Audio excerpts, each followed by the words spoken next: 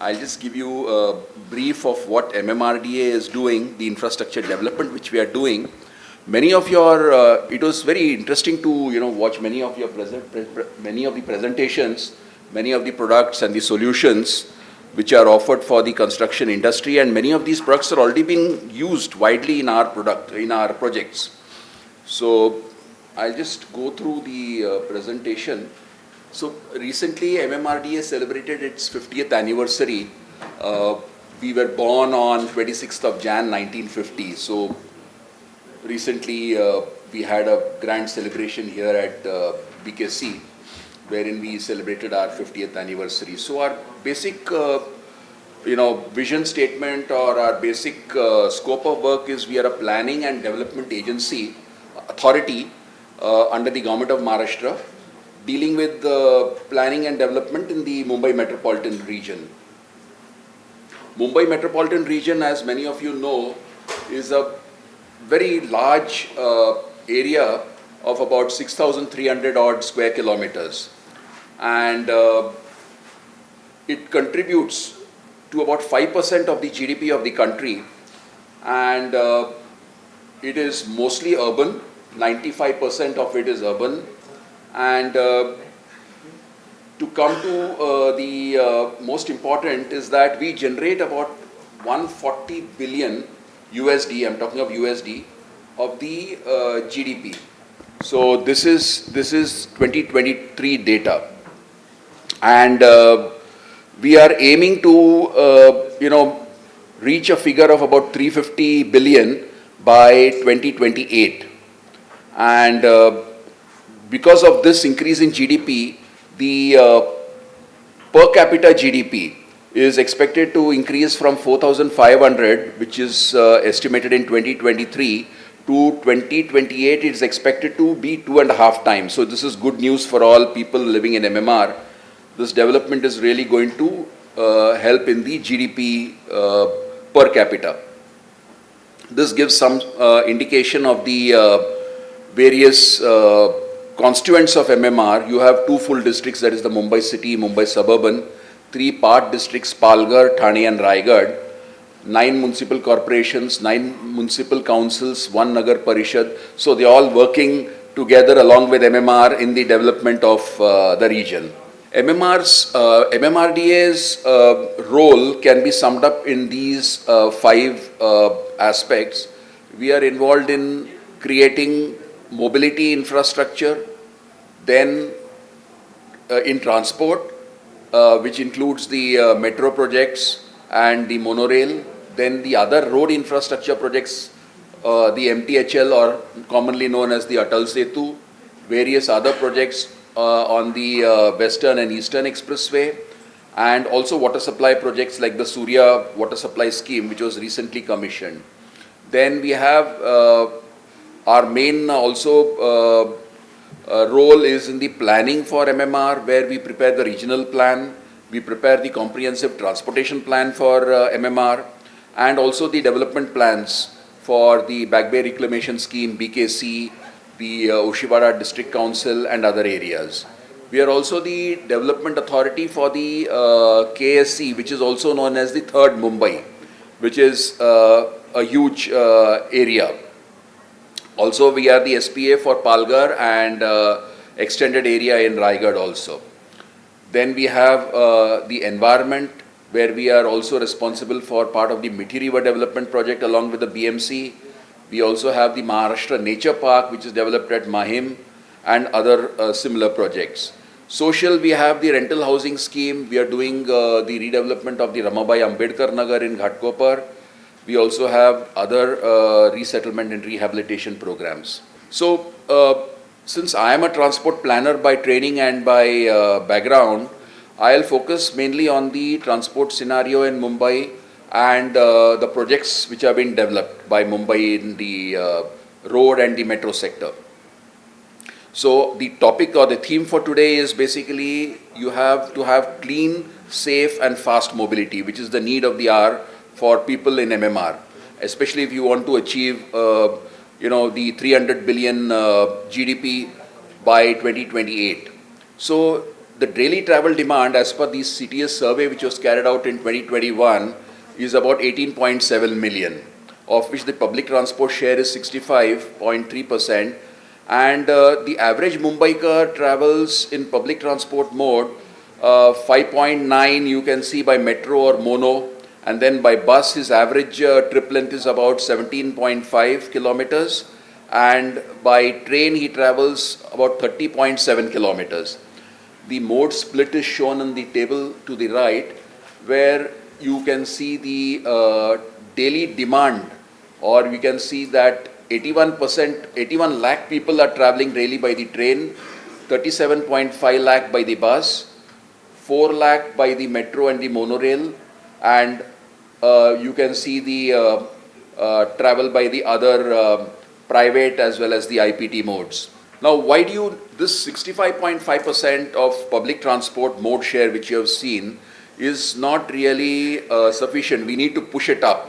The reason we need to push it up is that we need to have clean, sustainable growth in to provide clean, sustainable mobility needs of the city.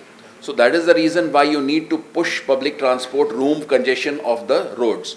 So now we have overcrowded trains. So what is the solution for that is in the form of the metro services, improved bus services, air and noise pollution which you see on the road. So these public transport modes are expected to bring the traffic congestion lower. It is expected to reduce the noise and the air pollution. Similarly, by having more reliable transport modes like metro, you can avoid the problems which people are facing during the monsoon, where your roads are flooded. So this is offering a reliable mode of transportation. We also, by reducing the congestion on the roads, by reducing the traffic on the roads, we are improving the road safety measures also. That I will come to in subsequent slides, how we are improving the road safety. There are multiple planning agencies also which also go to, implementing authorities in Mumbai, like MMRDA is one, you have the BMC, and you also have the other bodies which are involved in transportation, the transport undertakings also like BEST. This is the overall, it shows how traffic flows are happening in Mumbai, the origin destination you can say, so to say, the desire lines. So you can see that, along the western and the central lines, you can see a lot of densification, a lot of movements are happening. And the bus transportation is basically concentrated more in the southern and the central parts of the city, and the other IPT modes also. Yeah, so by the CTS study, what we have done is that we have prepared the transit, that is the metro network for 2041, as well as the higher order highway network for 2041. So all the implementation that you see in MMRDA, done by MMRDA and other agencies now, is as per the CTS study for MMR. So all the projects are more or less confining to the proposals which have been approved in the CTS study. The major projects which have been completed by MMRDA, especially in the transport sector, are the Metro Line 1, which was the first PPP project in India. This was commissioned way back in 2014, and it is operated by MMOPL, which is basically a company primarily owned by Reliance.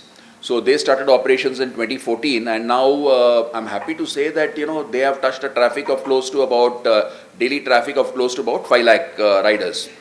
So they are going strong. 2A and 7 was commissioned by MMRDA in 2023, and this also is seeing substantial increase, gradual increase in numbers. Currently the ridership is about 2.5 lakh. Then you have the monorail, which was actually a project of MMRDA, and this runs from those people who are not aware of Mumbai and MMR. This is a bit of a briefing for them. This project was commissioned way back in 2014, and it runs from Chembur to Sant Gadge Maharaj Chowk, which is actually commonly known as Satrasta, close to Mahalakshmi railway station. Atal Setu, we all know, and probably many of us have used, connecting Mumbai and Navi Mumbai. So that was commissioned by the Prime Minister in Jan of 2024. Kalanagar Flyover, Eastern Express Highway, Western Express Highway, and these are some of the important other projects, BKC Connector, which have been completed successfully by MMRDA. Now, we have a Mumbai Metro Master Plan of about 337.1 kilometer, out of which, as I mentioned earlier, Metro Line 1, 2A and 7 are already commissioned. So that is about 60 kilometer of Metro Line we have already commissioned. We are presently executing projects, Metro Lines of about 157.4 kilometers. And under tendering is about 21 kilometers, and DPR preparation is on for about 103 kilometers. So if you see, these are color coded. The operating lines are the ones in green, and I think I will show these lines one by one. You can see them on the screen. They are highlighted. So line 1 is operational. Line 2A is again operational from Dahisar to DN Nagar.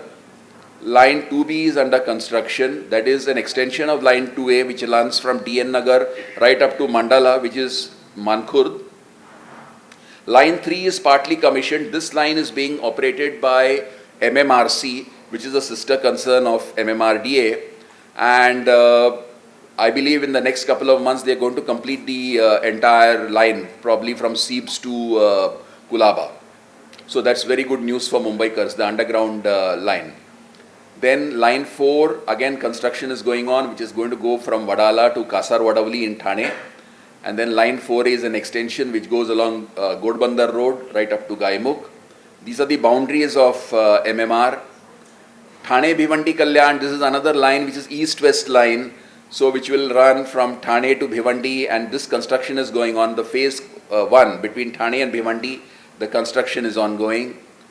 Then line 6 is another line which is the east-west line above Metro Line 1, that is running from DN Nagar to Andheri, Versova, Andheri, Ghatkopar line. So this is above that line along the JVLR. So basically this will run from Lokhandwala to Vikroli. This line is in advanced stage of construction. Probably it may be commissioned by the end of the year or probably in 2027, early 2027. Dahisar East, okay, fine. I think I've got instructions to go slightly fast. So I'll just, these are the metro lines. This you can basically get in on our website also, and probably many of you would be aware.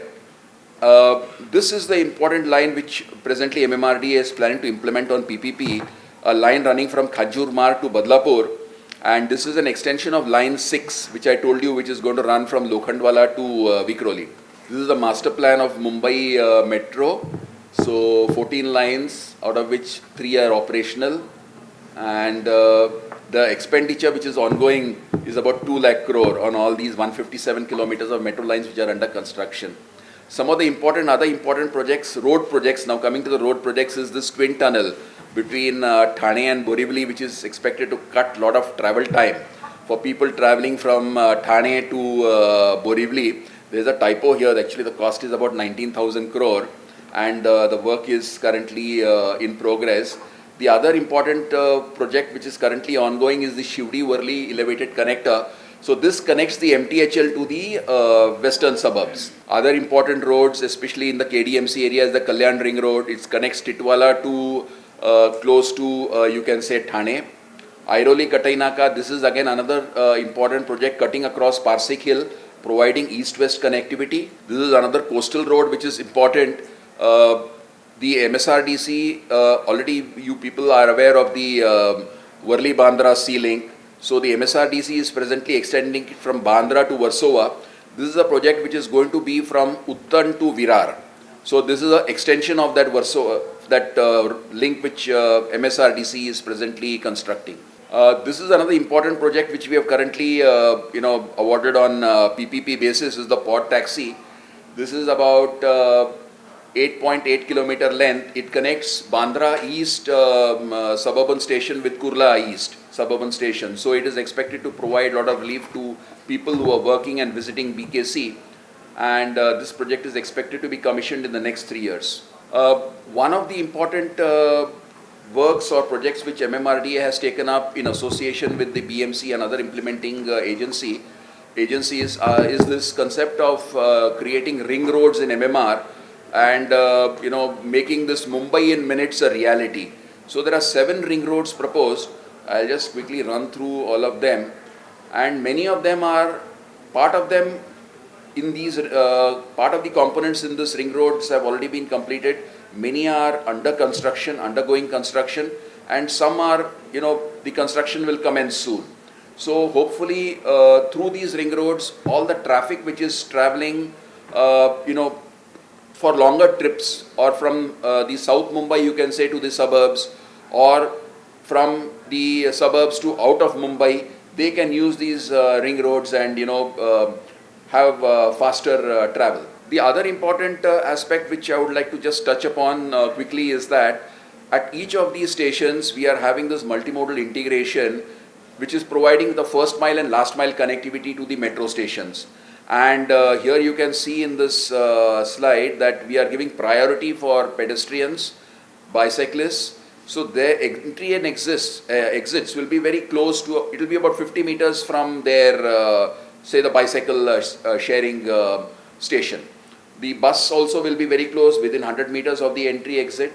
We have not provided any parking space for two-wheelers or cars, because we don't want people to park their vehicles at the station, but pick up and drop off facilities are available. So this, you can see the various components of the multimodal integration at the metro stations.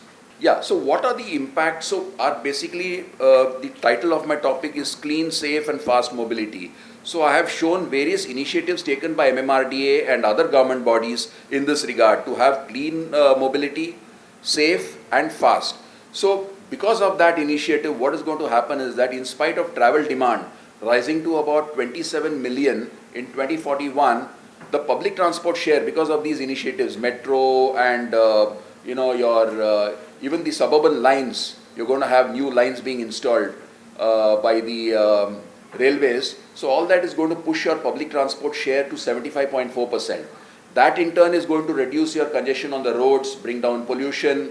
So it is going to benefit, you're going to have a lot of clean air to breathe. Your IPT share, your auto and taxi dependency is going to go down because of the first and last mile connectivity which you're providing at the stations.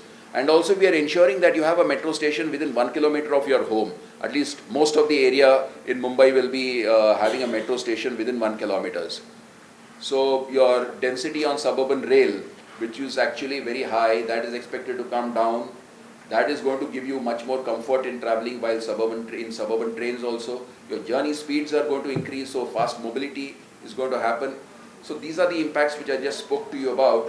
And this is all going to increase your GDP to say 500 billion or 0.5 trillion by 2031, and hopefully the GDP per capita also should see a substantial rise by that time.